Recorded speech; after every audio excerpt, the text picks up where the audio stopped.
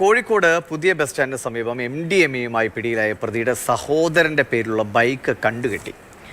കുണ്ടായിത്തോട് സ്വദേശി അജിത്തിനെ 89 ഗ്രാം MDMA-യുമായി ഈ മാസം 4-നാണ് അറസ്റ്റ് ചെയ്തത്.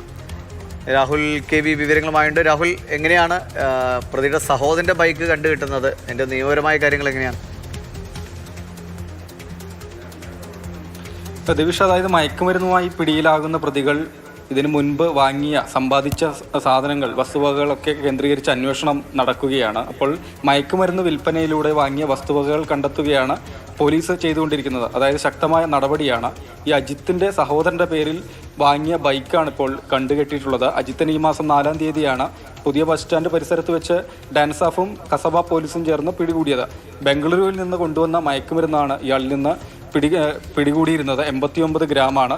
ഇതിനു മുൻപും പലതവണകളിലായി MDMA കൊണ്ടുവന്ന് ചില്ലറ വിൽപ്പന നടത്തി, കുണ്ടായിത്തോട് മേഖല കേന്ദ്രീകരിച്ചൊക്കെ വിൽപ്പന നടത്തിയെന്ന് അജിത്ത് പോലീസിനോട് സമ്മതിച്ചിരുന്നു. തുടർന്നാണ് ഇയാളുടെ ബാക്ക്ഗ്രൗണ്ട് കേന്ദ്രീകരിച്ച് കൂടുതൽ അന്വേഷണങ്ങളിലേക്ക് പോയത്.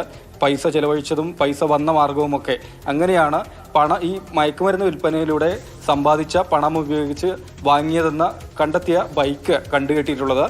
കസബ ഇൻസ്പെക്ടറുടെ റിപ്പോർട്ട് പ്രകാരം ചെന്നൈ ആസ്ഥാനമായി പ്രവർത്തിക്കുന്ന, അതായത് ഇത്തരം ഈ സംഭവങ്ങളിൽ നടപടി സ്വീകരിക്കേണ്ടത് smugglers and foreign exchange manipulators അതോറിറ്റിയാണ്.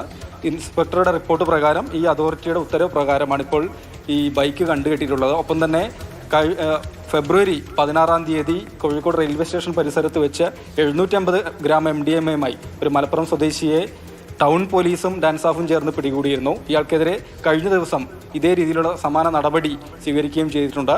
അയാൾ സമ്പാദിച്ചത് വീട്, അതുപോലെ മറ്റു സാധനങ്ങളൊക്കെ വാങ്ങുകയും ചെയ്തിരുന്നു. ഇയാളുടെ വീട്, 4.5 സെന്റ് ഭൂമിയിൽ ഉള്ള വീട്, അതുപോലെ ബാങ്ക് അക്കൗണ്ട് എന്നിവ മരവിപ്പിച്ചു. അങ്ങനെ ഈ വലിയ ശൃംഖലയാണ് മയക്കുമരുന്ന് വിൽപ്പന, ചില്ലറ വിൽപ്പന സംഘം. അപ്പോൾ അത്തരം കണ്ണികൾക്കെതിരെ കടുത്ത നടപടി, കർശനമായ നടപടികളോടെ മാത്രമേ ഇതിന് ഒരു പരിധിവരെയെങ്കിലും തടയിടാൻ കഴിയൂ.